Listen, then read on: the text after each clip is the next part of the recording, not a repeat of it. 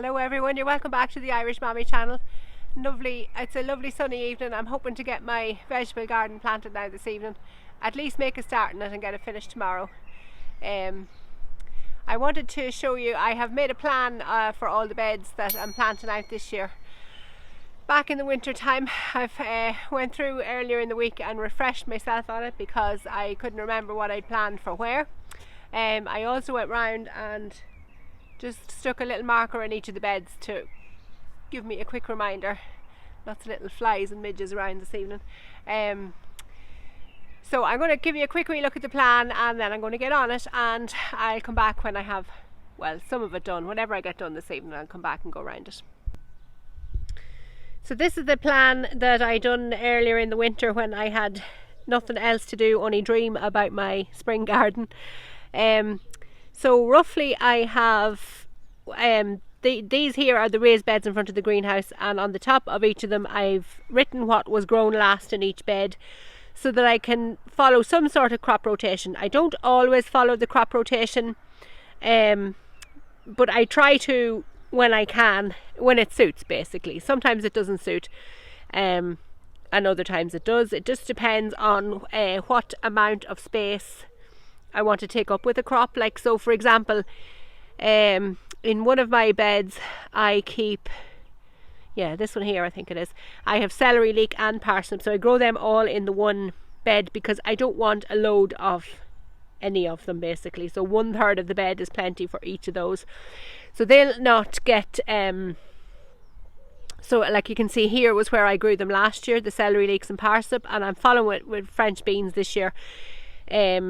It's not exactly right for crop rotation, but it'll do fine. As long as I didn't have any major pests and diseases, it's not that big of a deal.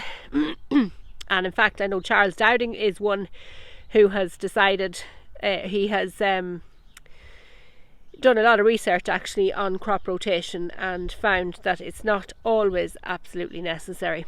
Down along here I have my perennial beds. So these are my larger 8x4 beds.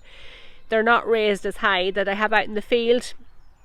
So a lot of them are perennial plants like the strawberries, rhubarb, artichokes. And then I have onions planted in that one at the minute. But those I hope to have out in July, so I could follow with another crop of something else there if I wanted.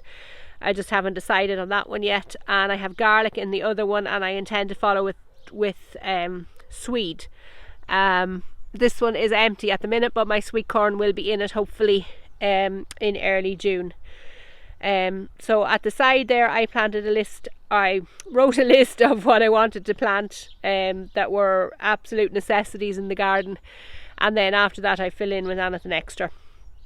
So for now I have this bed of onions done. These are overwintered onions, and then I have strawberries in this bed. So those 3 beds are all full at the minute. So I really only have 7 to plant, and I'll probably not get them all done this evening, but I'll make a start on it now.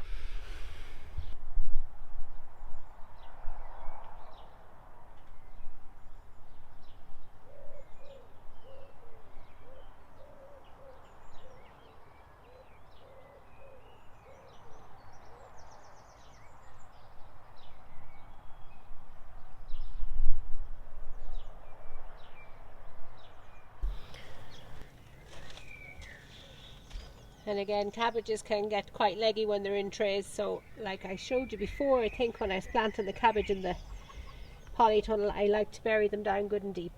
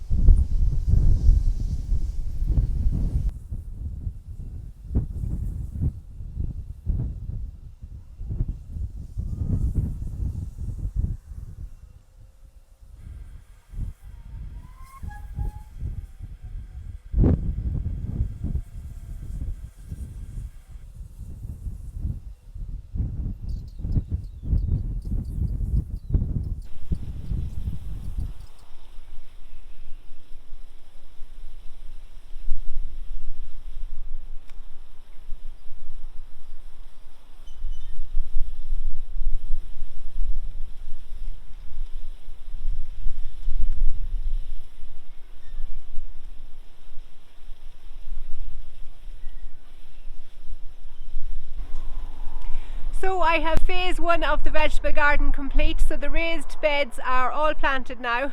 Very blustery and windy day today. You'll have seen that I had a lot of raking and tilting to do on the soil because it was just gone rock hard on the top.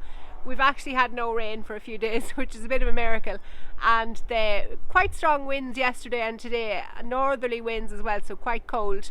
So lots of sunshine and cold wind will do a number on soil this time of year. It'll dry it out fairly quick. So I actually had to dig down deep into the soil and break up the crust along on the top of it.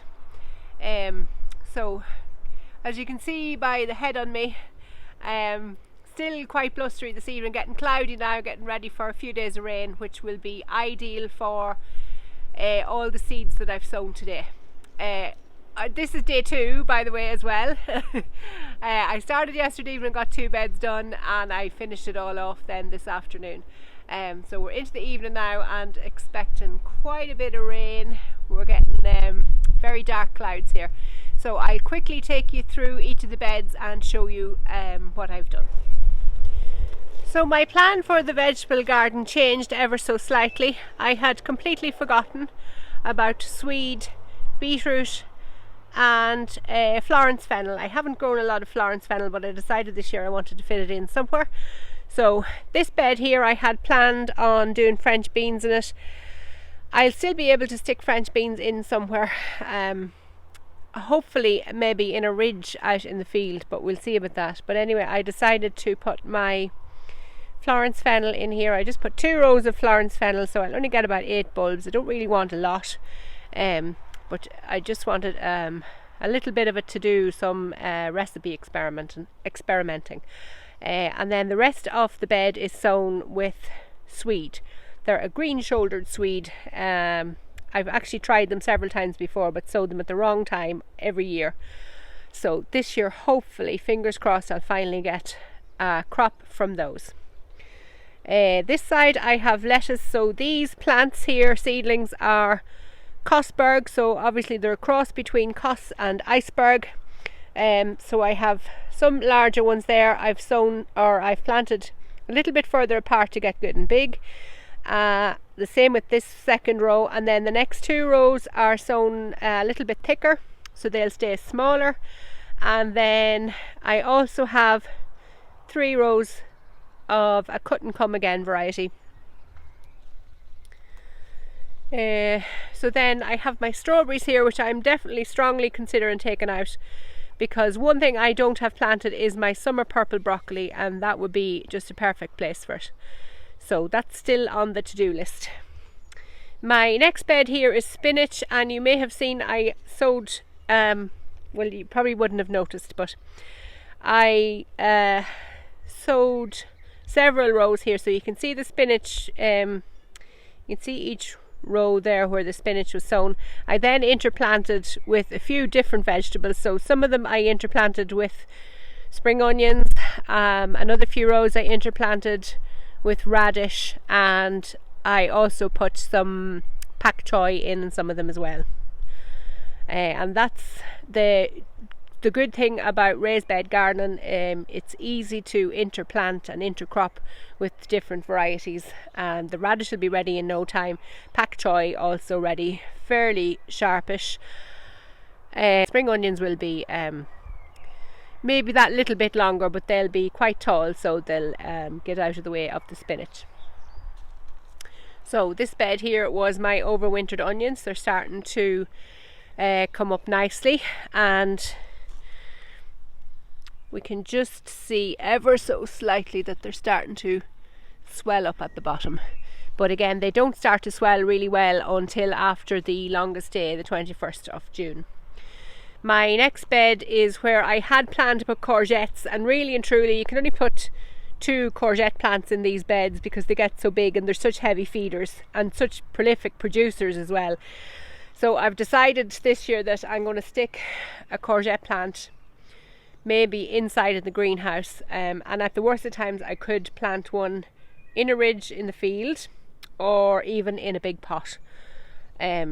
I felt the space in the raised bed was better served by planting beetroot. And also then when I take out my beetroot, which hopefully I'll have maybe in July time, I'll then plant out my winter leeks. So really well planned vegetable bed this year. Also the spinach, I plan to plant my overwinter carrots there when I'm finished cropping the spinach, and then I can still interplant or intercrop spinach in other beds then, just in small little rows. So this next bed is my cabbage or brassica bed. I have 6 cabbage. Well, let's see what the names of those are. I can't remember. Yeah, so I have 2 primo cabbage, and the rest are all the Copenhagen market cabbage. I'm looking at these backwards. So the 2 primo cabbage seem to do well for white cabbage, which would be great in the summertime for the likes of coleslaw and things. Red cabbage, another cabbage, good red drumhead cabbage can be used as well for coleslaw, just be pink. So I'm hoping when I'm finished using these 2, I'll move on to the red cabbage. Red cabbage, of course, also lovely in the autumn, so I will be planting some red cabbage out in the ridges. I love to do that as a kind of a pickled red cabbage. And then 3 plants here just of cauliflower. I have cauliflower coming, hopefully have cauliflower coming in the polytunnel. We'll see about that. That's yet to be determined. But these 3 will be coming along later. This bed here, I have my onions that I've grown from seed. These are the Bedfordshire Champion variety. I still have plenty of these left, hopefully again to go out in ridges out in the field. And then I also have Ailsa Craig still yet to plant out. Now this last bed, I sowed my carrots in this actually, and then when I was done sowing my carrots, I intercropped that with spring onions as a kind of a pest deterrent. I'm hoping that works. These won't be the overwintering onions or carrots. These will be for harvest in probably August, September. Well, certainly by September. I'll probably be using them before that, and just harvesting them as I need them, but certainly by the end of September I will have any remaining carrots taken out, and I'll have my other bed sown with my overwintering carrots for using all over the winter. The variety of carrots I planted here is Chantenay Red Core. They're a kind of a stumpy enough, short stumpy, but thick variety of carrot. So I'm hoping to get a good crop of large carrots out of that. And then my final bed, I have the leeks. You might just about see the leeks sticking up out of there. So those are the, what did we call them? Carentan 2, and I still have more of those left. The rest of them will just be stuck in here and there in the beds. And I tend to do that quite a bit. I've also sown 2 rows of celery leaf. Not convinced to sow. I haven't been convinced to sow celery heads this year. I still have plenty in the freezer. So I decided this year I'd do the celery leaf and see how that fares. And as far as I'm aware, it's perennial as well. So we'll see how that goes. And then further down I have sown my parsnips, and again fresh seed, and it was a difficult enough job sowing parsnip seeds on a windy day. You'd want your wits about you to not have them blown away. If you've ever sown parsnip seeds, you'll know they're very light and like flat disc like seeds, and they just take off in the wind, any little breeze. But thankfully I managed it. Experience has helped in that case. So I'm delighted to finally have that job done. took a wee while to get it all sorted, and hopefully we'll have lots of progress in the next few weeks, watching seeds germinating, and I'll be standing waiting on them to germinate practically. It's an exciting time of year for vegetable growers and gardeners in general. April is the month where it really all takes off. There has been a bit of work, of course, up until now, but this is when we start to see the fruits of our labour.